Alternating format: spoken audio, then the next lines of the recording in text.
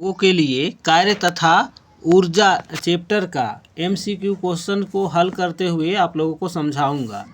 तो question number 39 तक का पढ़ाई हम लोग कर चुके थे, तो क्वेश्चन नंबर 40 से हल करेंगे, है ना। क्वेश्चन नंबर 40, वाट किस राशि का मात्रक है? तो वाट का एसआई मात्रक क्या होता है? तो शक्ति होता है।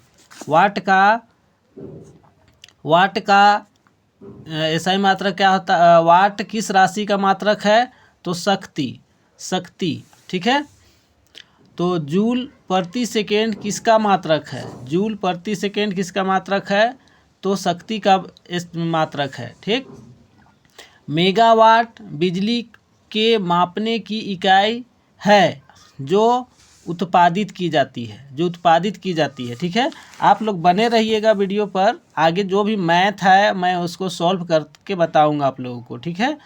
तो द्रव्यमान m के कण का रेखीय संवेग p, तो उसकी गतिज ऊर्जा होगी।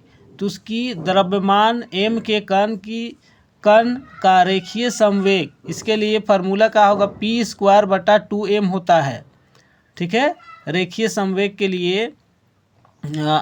और उसकी गतिज ऊर्जा का जो फार्मूला होगा p²/2m होता है, ठीक है। किसी वस्तु का वेग आधा कर दिया जाए तो इसकी गतिज ऊर्जा कितनी गुनी हो जाएगी? किसी वस्तु का वेग आधा कर दिया जाए तो इसकी गतिज ऊर्जा कितनी गुनी हो जाएगी? तो गतिज ऊर्जा का फार्मूला, जैसे हम लोग काइनेटिक एनर्जी बोलते हैं, गतिज ऊर्जा के लिए हम लोग के शब्द यूज करेंगे, है ना। गतिज ऊर्जा बराबर क्या होता है? 1/2 mv², ठीक। तो इसमें किसको आधी कर दिया जा रहा है? तो वेग को आधा कर दिया जा रहा है। तो 1/2 m हो गया, वेग का जगह में हम लोग का लिखे बट्टा का 2, इसका स्क्वायर। वेग को हम लोग आधा कर देंगे तो क्या हो जाएगा? 1/2, और ये दोनों गुना हो जाएगा 4, ठीक है। और ये हो जाएगा क्या? mv²। तो कितना गुना हो जा रहा है? 1/4 गुनी, यानी 1/4 क्या इसको कह सकते हैं? बिल्कुल। कौन सा ऑप्शन में है 44 में? 1/4, ऑप्शन नंबर डी, ठीक है। क्वेश्चन नंबर 45, किसी वस्तु का वेग 2 गुना कर दिया जाए तो इसकी गतिज ऊर्जा कितनी हो जाएगी? किसी वस्तु का वेग को 2 गुना कर दिया जाए तो इसकी गतिज ऊर्जा कितनी हो जाएगी? क्वेश्चन नंबर 45 का, ठीक ना। तो वो गतिज ऊर्जा बराबर 1/2 mv² होता है, ठीक। तो क्वेश्चन नंबर 45 में क्या कहता है? वेग को 2 गुना कर दिया जाए। 1/2 m गुना, वेग को कैसे गुना किया जा रहा है? 2 से, तो 2v² हो जाएगा, ठीक। अब इसको हल करते, 1/2 गुना m गुना इसका स्क्वायर करेंगे तो क्या होगा? 4v²। ये 2 से 2 को काटेंगे, कितना बार में कटेगा? 2 बार में। तो क्या आएगा? 2mv²। नहीं, ये नहीं होगा, ठीक है। थोड़ा सा 1 मिनट, क्योंकि इसको गुना नहीं, यहाँ पर 1/2 को नहीं हटाना है, ठीक, ध्यान रखना है। क्या हो जाएगा? 1/2 तो था ही, और यहाँ पर जो 4 था, ये 4 रहेगा यहाँ, ये आ जाएगा 4mv², या इसको लिख सकते हैं 1/2 mv²। तो कितना गुना हो गया? ये यहाँ पर ध्यान देना है, 4 गुना, ठीक है। कितना गुना? 4 गुना। कौन सा ऑप्शन में दिया है 4 गुना? ऑप्शन नंबर 45, ठीक, कस्सी। क्वेश्चन नंबर 47, किसी वस्तु का द्रव्यमान 2 गुना कर दिया जाए तो इसकी गतिज ऊर्जा कितनी हो जाएगी? ठीक है। क्वेश्चन नंबर 46, किसी वस्तु का वेग 3 गुना कर दिया जाए तो इसकी गतिज ऊर्जा कितनी हो जाएगी? ठीक है। क्वेश्चन नंबर 46 देखेंगे, यहाँ पर हल करेंगे इसको, है ना। किसी वस्तु का, तो क्या पूछा है? गतिज ऊर्जा। तो गतिज ऊर्जा बराबर क्या होता है? के। गतिज ऊर्जा को हम लोग लिखेंगे शॉर्ट में, तो बराबर क्या होता है? 1/2 mv² होता है, ठीक ना। तो किसको 3 गुना किया जा रहा था? वेग को। 1/2 m v के जगह में क्या करेंगे 3v का स्क्वायर करेंगे। ठीक, 1/2 m ये हो जाएगा 9v स्क्वायर। क्या इसको हम लिख सकते हैं 9/2 mv स्क्वायर।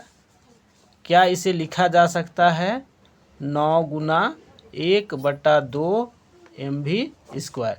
तो यहाँ पर देख रहे हैं कि कितना गुना हो रहा है, ये कितना से गुना हो रहा है 9 गुना। तो इसका आंसर क्या होगा 9 गुना। ठीक है, कौन सा ऑप्शन में 9 गुना दिया है 47 में देखिए 47 नहीं 46, तो ऑप्शन नंबर डी में है 9 गुना। ठीक है, क्वेश्चन नंबर 7 इसी प्रकार से ध्यान रखना 7 नहीं 47। किसी वस्तु का द्रव्यमान 2 गुना कर दिया जाए तो इसकी गतिज ऊर्जा होगी। किसको बोला है इसमें द्रव्यमान को। तो क्वेश्चन नंबर 47, क्वेश्चन नंबर 47। ठीक है, किसी वस्तु का द्रव्यमान 2 गुना कर दिया जाए तो इसकी गतिज ऊर्जा कितनी गुनी हो जाएगी। तो फिर गतिज ऊर्जा बराबर क्या फार्मूला होता है के ई बराबर माने काइनेटिक एनर्जी बराबर 1/2 mv स्क्वायर होता है। अब इसमें क्या बोल रहा है 2 गुना करने की बात कर रहा है ना। 1/2 किसको 2 गुना कर रहे हैं द्रव्यमान को, तो 2mv स्क्वायर हो गया। या इसको लिख सकते हैं 2/2 गुना mv स्क्वायर। क्या इसको लिख सकते हैं 2 गुना 1/2 mv स्क्वायर। ये कितना गुना हो गया, यहाँ पर ध्यान देना कितना गुना हो गया 2 गुना।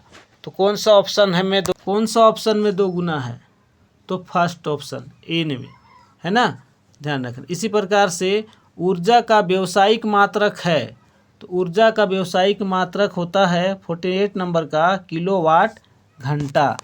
अब अगला क्वेश्चन है कि किलोवाट घंटा किस राशि का मात्रक है, तो व्यावसायिक ऊर्जा का।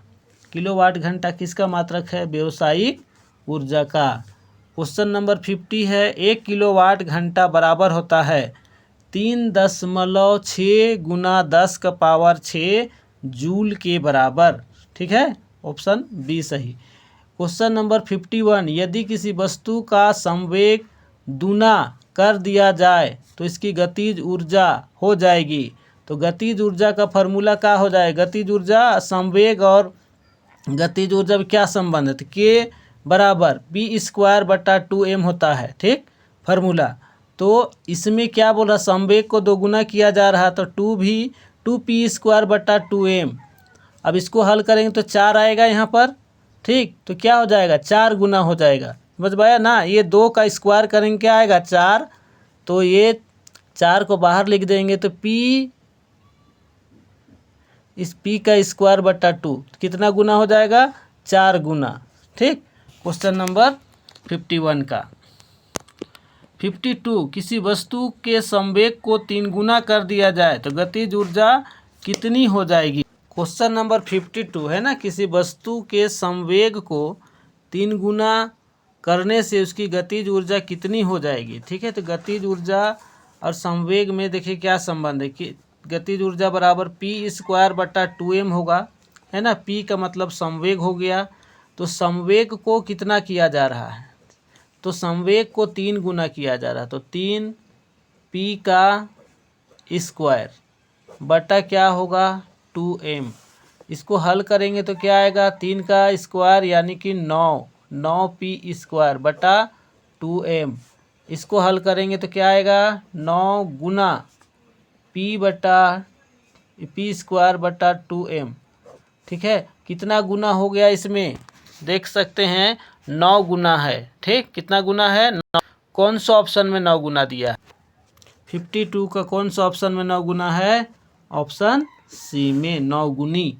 ठीक है, तो समझ में आया होगा ये। क्वेश्चन नंबर 53, किसी वस्तु पर 7 न्यूटन का बल लग रहा है, बल की दिशा में वस्तु 8 मीटर विस्थापित होती है, तो किया गया कार्य होगा। तो इसमें चूँकि F बराबर कितना है 7 न्यूटन और इसमें जो विस्थापन है वो कितना हो रहा है 8 मीटर।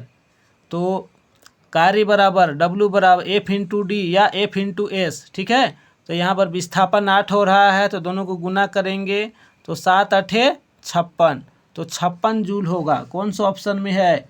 ऑप्शन डी में। ठीक है, क्वेश्चन नंबर 54, 1 kg की वस्तु को कितनी ऊंचाई तक उठाने में 9.8 जूल ऊर्जा व्यय होगी। ठीक, तो इसके लिए U का मान देखेंगे 9.8 जूल है। ठीक है, और M का मान कितना है 1 kg, और जो G है ये 9.8 मीटर प्रति सेकेंड स्क्वायर। तो गुरुत्वाकर्षण स्थितिज ऊर्जा जिसको U से सूचित किया जाता है, U बराबर mgh, यानी H बराबर इसको चेंज करेंगे तो क्या आएगा U बटा mg। तो यहाँ पर देख सकते हैं M का मान 1 kg, G का मान 9.8 होता है ना। 9.8 जो यहाँ लिखे मीटर प्रति सेकेंड स्क्वायर, इसको ये नहीं समझ लेना है, यहाँ पर जो जूल में दिया है इसको नहीं समझ लेना है। G पर क्योंकि स्थितिज ऊर्जा में G का मान आता है, G का मान 9.8 होता है, छोटा G का मान। ठीक है, वो जो उसी का मान इसमें लिखा गया है। और U जो है ये स्थितिज ऊर्जा का मान दिया हुआ है। ठीक, तो H बराबर क्या निकालना है, कितना ऊंचाई पर। H बराबर हो जाएगा U बटा mg। तो यहाँ पर क्या हो जाएगा, U का मान कितना है 9.8। ठीक, और यहाँ द्रव्यमान कितना है 1, और G का मान कितना है, ये भी 9.8 है। तो दोनों को काटेंगे तो कट जाएगा एक बार में, और 1 से 1 को भाग देंगे तो कितना आएगा 1। तो इसलिए आंसर क्या होगा 1 मीटर। कौन सा ऑप्शन में है? ऑप्शन नंबर सी में है। ठीक है, तो ये समझ में आया होगा। ठीक है।